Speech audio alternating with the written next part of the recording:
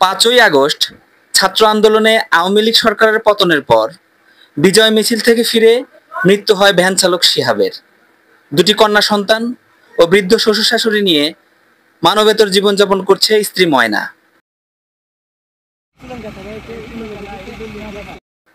এমন সংবাদ বিভিন্ন গণমাধ্যমে প্রচার করা হলে সেই অসহায় পরিবারের পাশে এসে দাঁড়ান মানবতাবাদী সমাজসেবক গরিবের বন্ধু খ্যাত মামুন বিশ্বাস।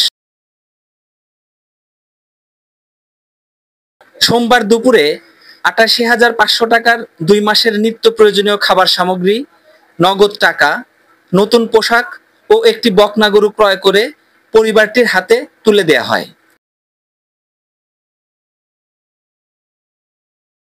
এসব জিনিস পেয়ে আনন্দে আত্মহারা এতিম 2 শিশু সহ পরিবারের অন্যান্য সদস্যরা।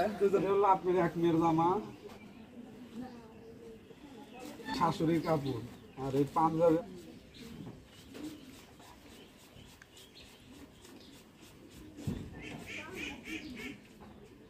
এনে 21,300 টাকা আছে। এই টাকাটা যেহেতু আপনার এই গরুটা আছে, সংসার খরচ আছে, আর এখানে 100 কেজি চাউল আছে, আর এখানে মাছ আছে হলো 4.5 কেজি, একটা কাতল মাছ। এটা আপনার শ্বশুর শাশুড়ি সবাই নিয়ে কিন্তু খাইবে। আর ডিম আছে 1 খাসি, এখানে আলু আছে, আপনার ডাল আছে, পেঁয়াজ, তেল আছে 3 লিটার, মানে যা যা কাঁচা বাজার লাগে। পেঁপে, গরু পাইছি, আর মাছ পাইছি, জামা কাপড় পাইছি, মাছ পাইছি, আর গরু পাইছি, জামা পাইছি।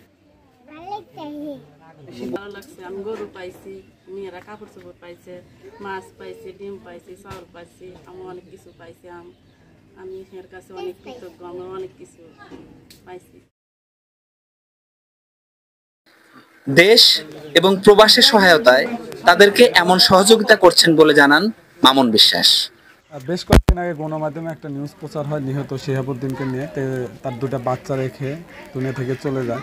সেই নিউজটা দেখার পরে কিন্তু আমরা আমাদের প্রোফাইলে একটা পোস্ট করি, দেশ বিদেশ থেকে 88,500 টাকার ব্যবস্থা হয়। সেই টাকা দিয়ে মূলত আজকে উন্নত মানের একটা বাছুর, 2 বস্তা চাল, মাছ, খাবার সামগ্রী, যা যা নিত্য প্রয়োজনীয় জিনিস, তাদের নতুন পোশাক, পাশাপাশি 21,300 টাকা তুলে দিলাম।